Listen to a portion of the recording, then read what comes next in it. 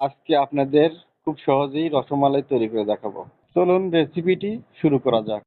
প্রথমে গরম দুধে ভিনেগার দিয়ে ছানা করে নেব। দেখুন ছানাটি কি সুন্দর হয়েছে। এরপর ছানার পানিগুলো ঝরিয়ে নিতে হবে। এরপর 2 চামচ ময়দা, 2 চামচ চিনি, 2 চামচ সুজি ও হাফ চামচ বেকিং পাউডার নিয়ে ছানার সাথে সুন্দরভাবে মিক্স করে নিতে হবে। এরপর ছানাগুলো গোল গোল করে মিষ্টি শেপে তৈরি করে নিতে হবে।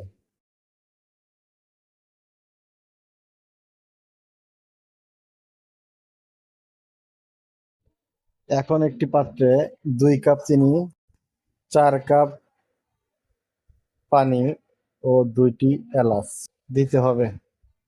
এরপর ঘন শিরা তৈরি করে মিষ্টিগুলো ছেড়ে দিতে হবে।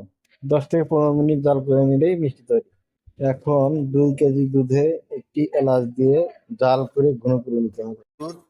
এরপর গুঁড়া দুধ ফুটন্ত দুধে দিতে হবে।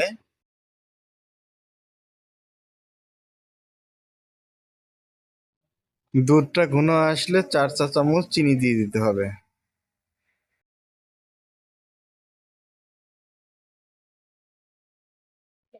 এরপর মিষ্টিগুলো দুধের ভিতর ছেড়ে দিতে হবে। এরপর কিছুক্ষণ জাল দিলেই সুন্দর রসমালাই তৈরি হয়ে যাবে। ধন্যবাদ সবাইকে।